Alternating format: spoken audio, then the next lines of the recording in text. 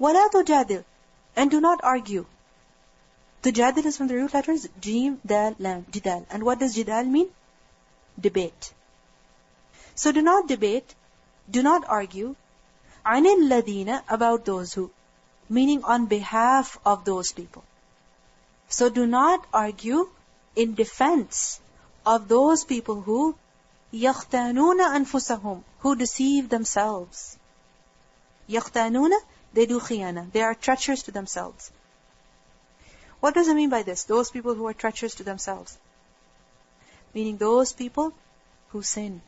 Those people who are guilty. Who do something wrong and then pretend that they have not done it. Who do something wrong and then they pretend that they have not done it. Like for example, Tu'ma. He did something wrong and then he pretended that he didn't do it. And sometimes it happens with us as well. We break a dish. We lose something. We pretend as though nothing happened. Nothing happened at all. This is what? Your heart is telling you what you've done is wrong. Isn't it?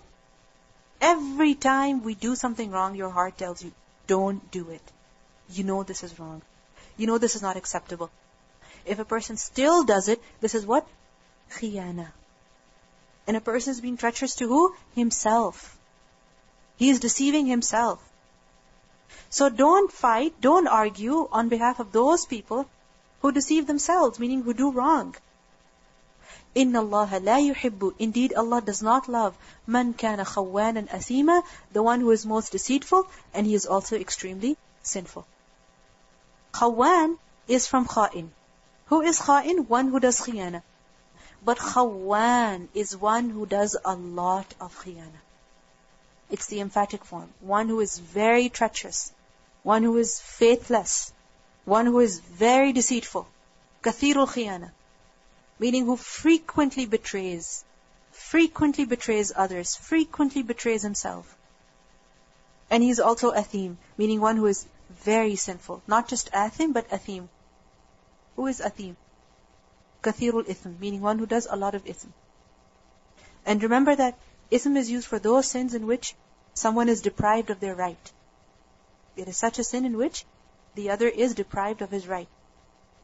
So for example, you make a promise with someone that, okay, tomorrow I will give you such and such.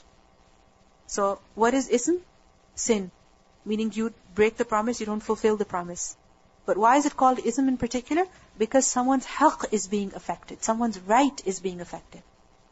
So those who are athim, those who deprive others of their rights, again and again, Allah subhanahu wa ta'ala does not like such people.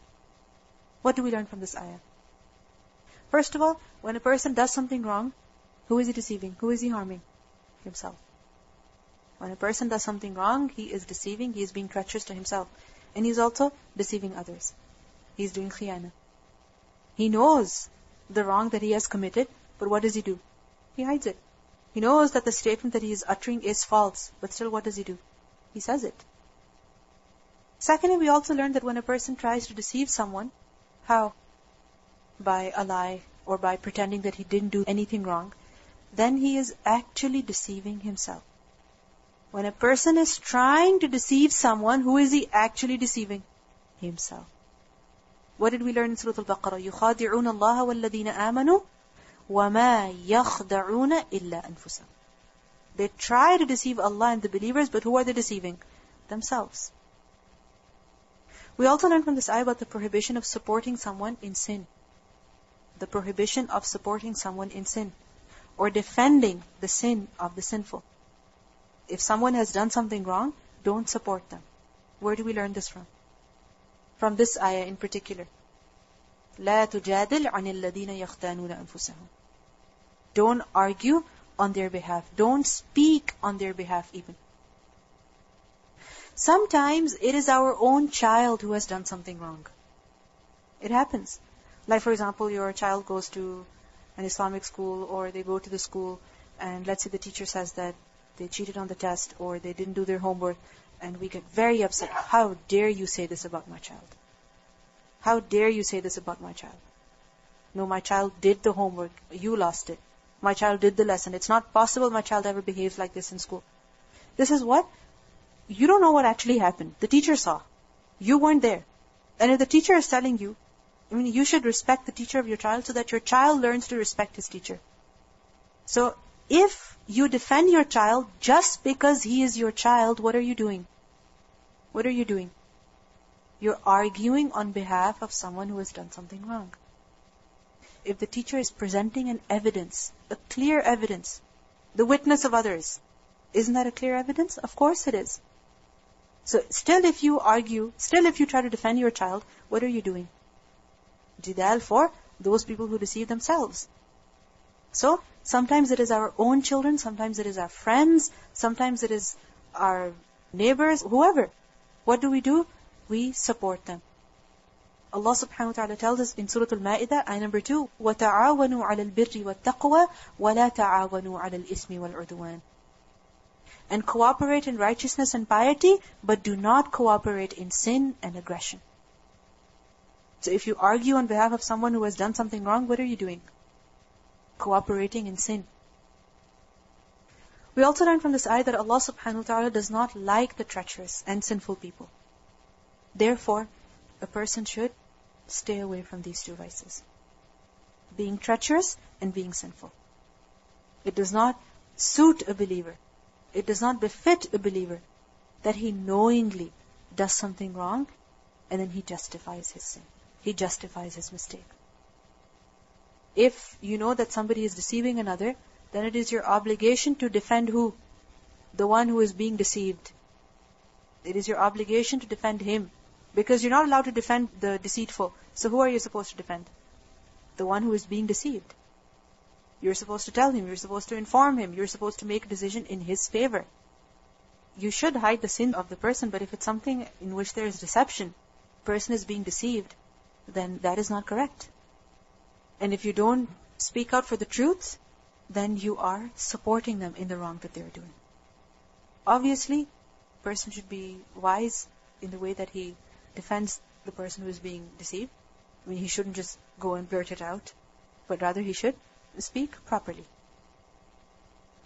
We also learn that Allah subhanahu wa ta'ala does not like those people who are treacherous and sinful. Therefore, a believer must stay away from treachery and sin. He must never justify his sin.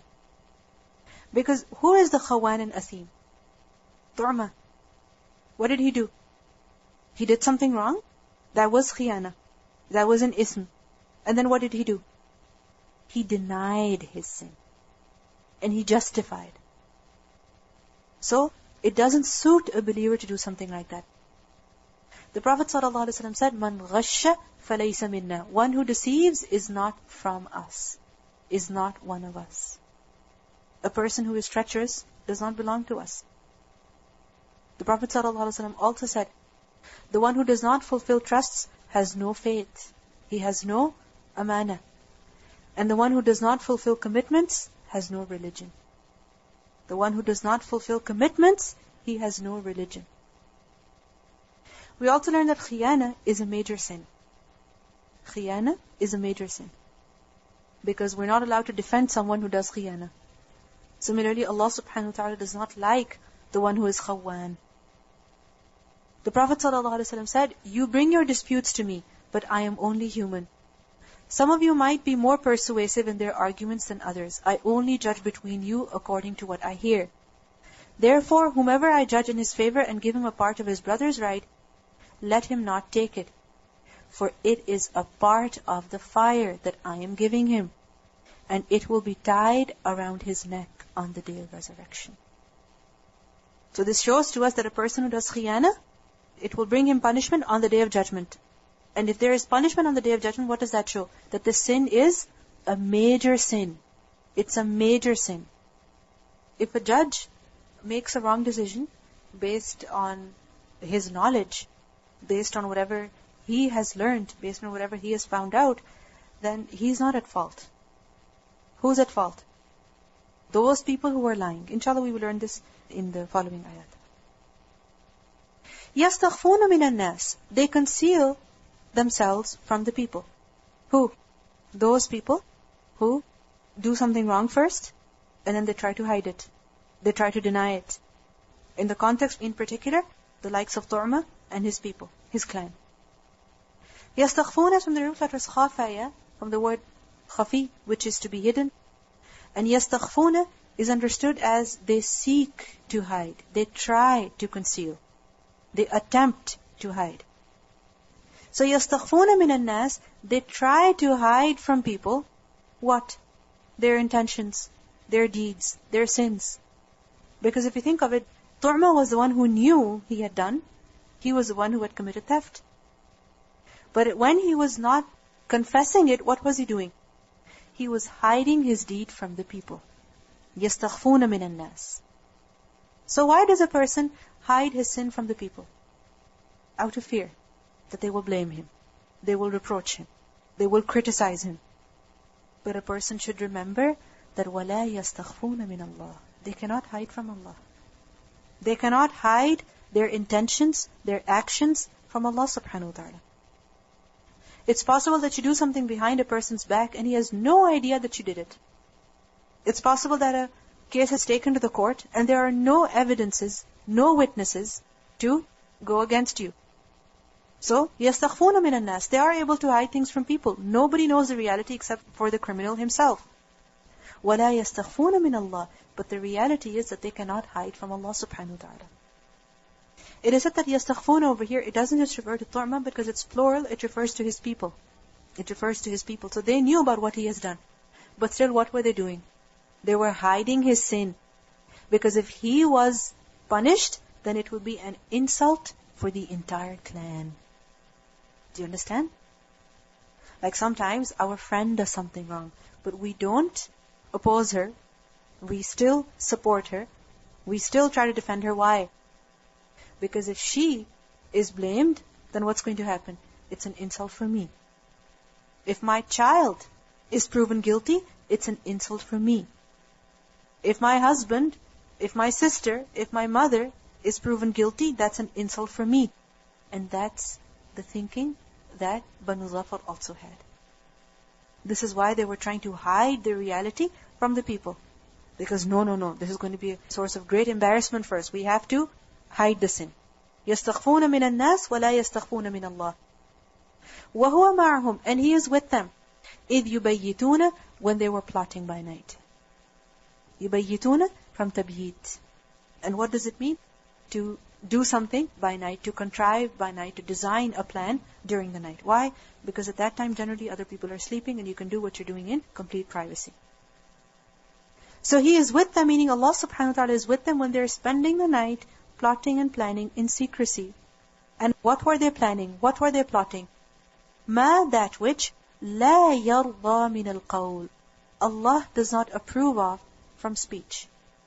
Yarda, who does yarda refer to? Allah subhanahu wa ta'ala. So they were deciding what Allah subhanahu wa ta'ala does not approve of. Min al-qawl, from the speech. Meaning they were deciding, they were resolving to say such words that Allah does not approve of. Just imagine, if your friend is accused, or if your friend has done something wrong, and then all the friends, they sit together, okay, I'll say this, and you say this, and you say that. We're going to make sure that all of us say the same thing. Similarly, a family, they get together and they say, make sure all of us say the same thing. مَا لَا يَرْضَى مِنَ الْقَوْلِ. Allah does not approve of that statement. Why? Because that statement is false. That statement is incorrect. And sometimes, people decide that they're going to swear by Allah subhanahu wa ta'ala. That I'm going to swear that no, she didn't do it. Similarly, it is said that the people of Tu'ma, his clan, they decided by night that they were going to swear false oaths in the presence of the Prophet ﷺ. So this is what al-qawl is referring to. And Allah does not approve of it because they were false oaths. وَكَانَ اللَّهُ. And Allah is ever بِمَا يَعْمَلُونَ. With whatever they do, He is muhit, meaning one who completely encompasses. He completely surrounds everything that they do. So nothing of their actions is hidden from Him, is unknown to Him. And remember, muhit, ihata, is to surround something from all sides. It is to have complete control and power over something. And it is also to have knowledge of all of the details. Because ihata is to encircle. So when you've encircled something, what does it mean? Everything inside, you know of it. You have it. You have power over it. So Allah is of whatever they do, muhit, meaning He knows every single deed of theirs, every single statement of theirs. His ilm includes everything. What do we learn from this ayah? That when a person does something wrong, even if he does it while hiding from people, he cannot hide from Allah subhanahu wa ta'ala. He cannot hide from Allah subhanahu wa ta'ala. If you want to sin, if you want to disobey, go to a place where Allah cannot see you. And you will not find any place, anywhere in the universe or outside, if you can go there, where Allah subhanahu wa ta'ala cannot see you. So if a person is doing something wrong, he should remember that Allah is watching me. I can hide from people, but I cannot hide from Allah. And if I fear people so much that I will not do this in front of people, shouldn't I fear Allah? If I am embarrassed to do this before people, should I not have haya before Allah? Should I not be shy of Allah? You know, sometimes when we're amongst people, we will pray properly. We will pray our salah very properly. We will perform our sujood and our ruku', our qiyam very nicely. But when we're alone, then we'll just rush through the salah. Why? What's the difference? What's the problem? It's because we fear people and we don't fear Allah. We have haya of people, we don't have haya of Allah. And Allah subhanahu wa ta'ala is more worthy of being afraid of being shy of. We also learn from this ayah that when a person tries to hide his sin, by rejecting it, by denying it, he may be successful. He may deceive people. But Allah subhanahu wa ta'ala knows. Allah subhanahu wa ta'ala knows. You have been successful in hiding it, but Allah subhanahu wa ta'ala knows. And on the Day of Judgment, it will be displayed. We also learn that a person should be very careful about his speech, that he should not utter anything that Allah subhanahu wa ta'ala disapproves of. مَا لَا يَرْضَى مِنَ الْقَوْلِ. A person should not say anything that Allah disapproves of. And we also learn about the obligation of being mindful and fearful of Allah subhanahu wa ta'ala because He is muhit. He is watching every move of mine, every action of mine. If I'm so scared of people, should I not be scared of Allah? If I'm shy of people, should I not be shy of Allah? Ha antum haula'i. Here you are. Jadaltum anhum fil hayat ad-dunya. Those who argue on their behalf in this worldly life. Ha antum. Ha antum is a combination of ha and antum. And ha is for exclamation. Just like in hadha, haula'i. So ha is for exclamation. So here you are, and you over here is an address to Tu'ma and his people, his clan. That here you are, haula'i are those people who you are jadaltum, you are arguing, anhum, on behalf of them. On behalf of who? On behalf of the sinful, on behalf of the guilty, the kha'ineen. You are taking their side. You're protecting them. You're defending them. Why? Why are you defending them? Because they're your relatives, they're your friends, they're your own children. So you're protecting them in this dunya, fil hayat dunya, in this worldly life. Okay. فَمَن يُجَادِلُ اللَّهَ. Who is going to argue with Allah anhum, on their behalf, يَوْمَ الْقِيَامَةِ, on the day of resurrection?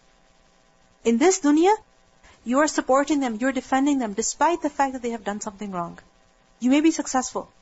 But in the akhirah, who is going to come and defend them? Who? Who is going to come and dispute with Allah subhanahu wa ta'ala on the Day of Judgment to defend these people? أَمَّن يَكُونُ عَلَيْهِمْ وَكِيلًا. Or who is going to be for these people a wakil? Who is wakil? Someone on whom tawakkul is done. Someone on whom tawakkul is done. That you do everything and you leave the matter to them. That they take care of it. They complete it. They perfect it.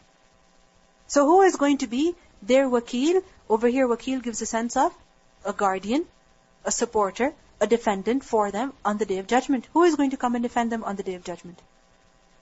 We see that in this world, if our friend, if our loved one, our children, if they do something wrong, we defend them. Why? Because if they're proven guilty, it's an insult for us. If they're proven guilty, then we have to suffer the consequences as well. Like for instance, we learned about the diya, the blood money that has to be paid for qatl khata. Who pays? Just the murderer? Just the qatil? No. it's also the aqila, it's also his relatives. So, this is understood that if a person is proven guilty, if a person is punished, then it's not just he who suffers, it's his family, it's his friends. They also suffer. So, because of that, many times we defend our friends, our relatives, our children, even if they are wrong. Allah subhanahu wa ta'ala is questioning us over here. That okay, fine, you can defend them today. Save them from the punishment. Save yourself and them from the embarrassment. You won't have to pay a fine. Like for example, sometimes a person has really done something wrong and he's given a ticket by the police officer. It's clearly his fault, but still they will go and fight for the ticket. Okay, you may have to give a few less dollars. Maybe you don't have to pay any fine. Okay, fine. But on the day of judgment, when you have really done something wrong, who is going to come and defend your loved ones? Who? Who is going to come and argue with Allah? Look at the challenge. فَمَنْ يُجَادِلُ اللَّهَ. Who is going to come and argue with Allah on behalf of them on the day of judgment? So we learn from this ayah that in this dunya, you might support someone who is guilty. Why? Because you love them. You want the best for them.